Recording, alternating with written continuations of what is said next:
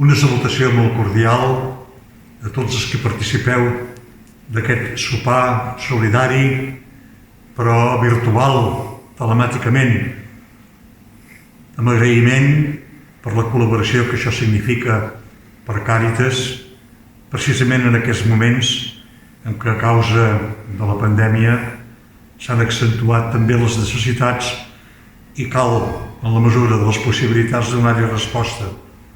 Per tant, gràcies per la vostra col·laboració i que tinguem un bon sopar.